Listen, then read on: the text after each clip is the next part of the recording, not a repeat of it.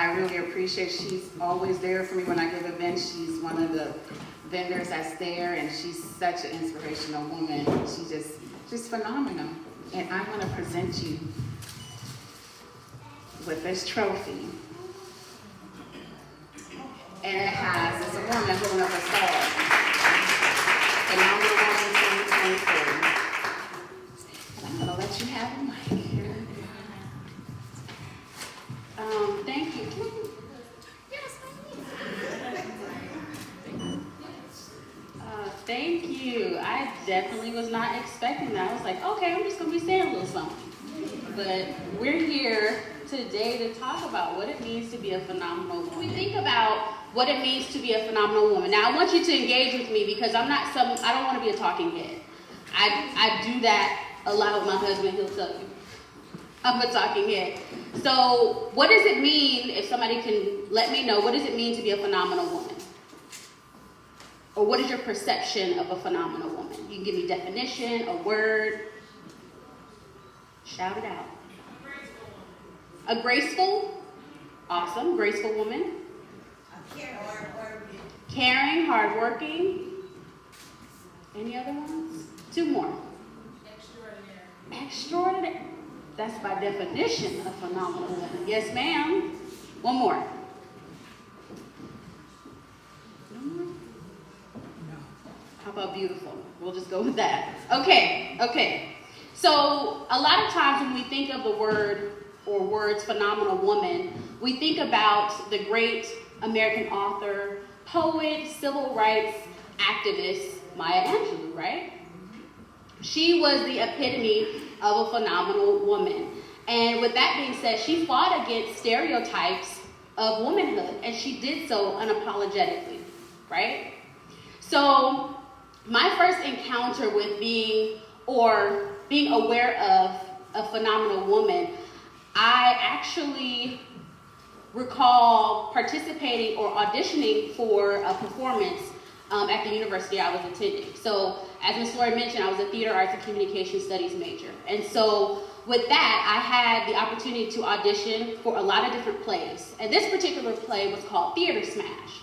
It was something that the directors just wanted to put a smash of genres, ideas, perspectives, poetry, stepping. They just wanted to put everything in it because it was a theater smash. And so in my audition, I literally smashed something together at the last minute, and it included the Phenomenal Woman poem, as well as Alicia Keys' song, I Keep on Falling.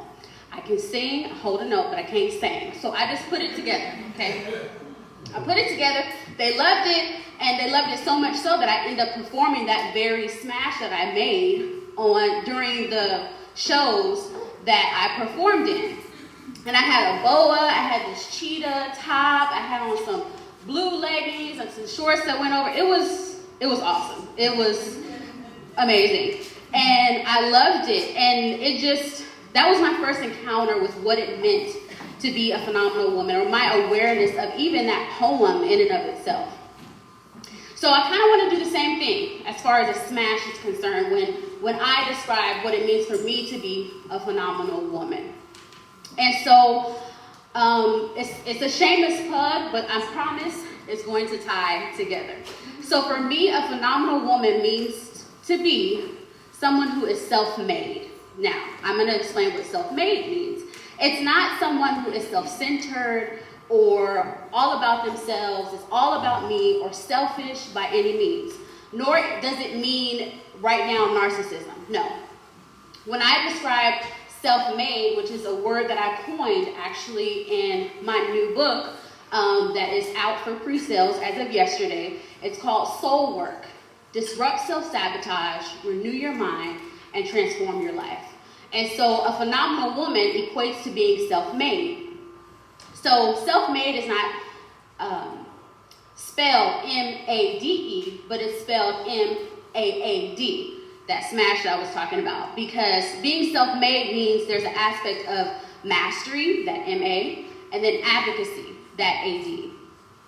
And so being self-made is rather a service from our overflow, not pouring from an empty cup. So that's what it means to be a phenomenal woman. And so I'm going to read an excerpt from my book that gives you a little bit more context as to what I mean. Self-mastery is absolute authority over our thoughts, impulses, and emotions, and actions. It is our dominion over self. Mastery is a process from awareness to application, with acceptance being the key to maturation. Self-advocacy is the representation and voice of the kingdom agenda in and through our lives. Now, if you probably have not guessed, I love the Lord, and ain't nothing nobody can do about it. I just love him. So encompassed in my book is a faith foundation, and it's required to be self-made, hence, again, being a phenomenal woman.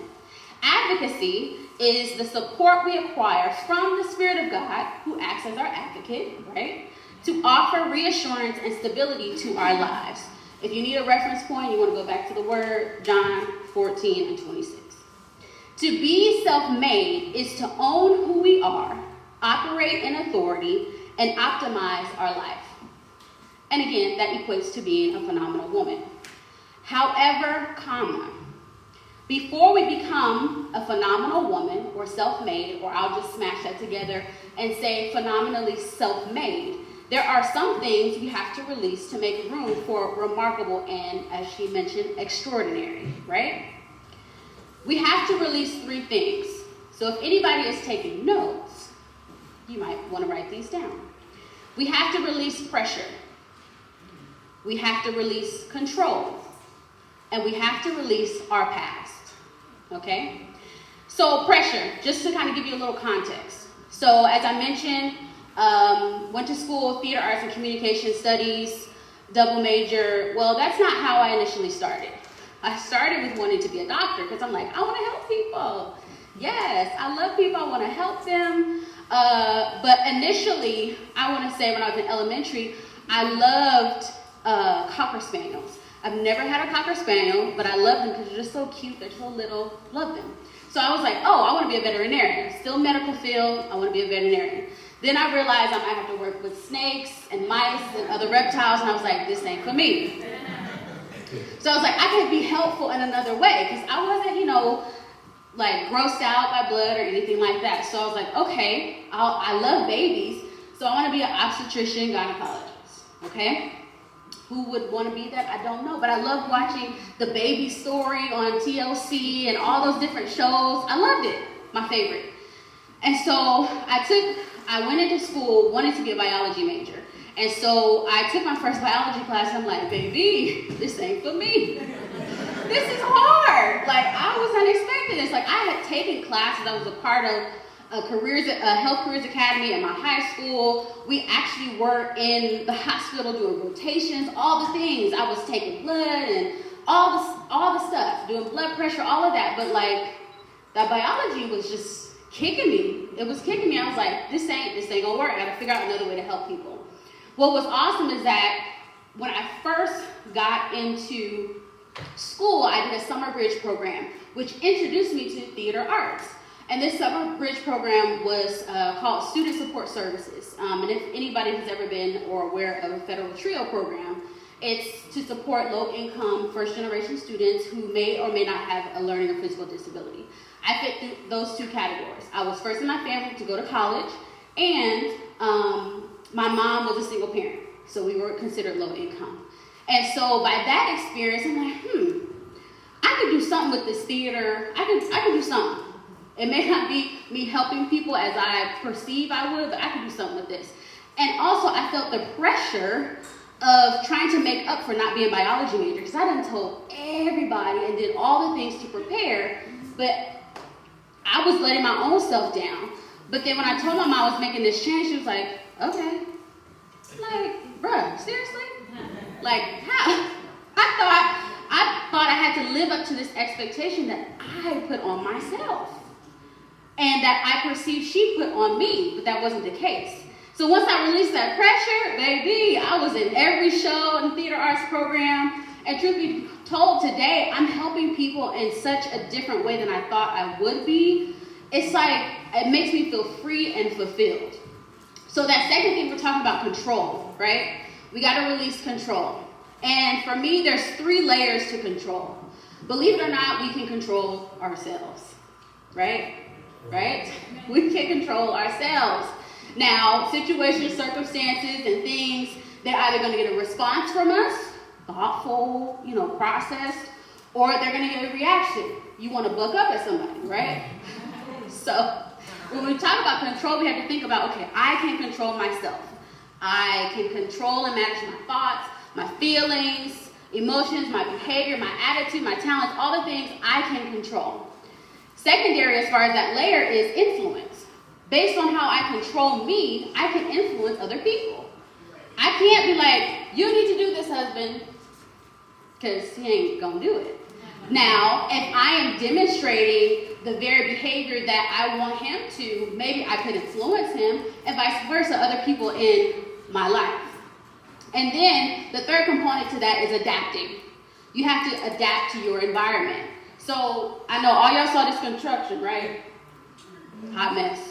We had to adapt it. We had to figure out, okay, how can I get around here? Nope, can't park right. Okay, over here. Yes, I made it. I'm here. Woo, doesn't happen. We had to adapt to that, right? So those are the 3 layers when we're talking about control. And then the last thing is our past.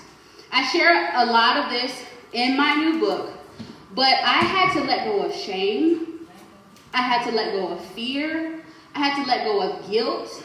I had to let go of victimization. I had to let go of the blame game, because boy, did I point fingers at everybody else but me. And until I let that go, I was not able to embrace what is to be a phenomenally self-made woman, right?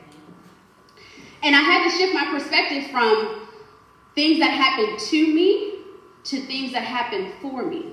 But what I do want to say is the remarkable and extraordinary is waiting for each and every one of you. We owe it to ourselves to be phenomenally self-made. Thank you so much.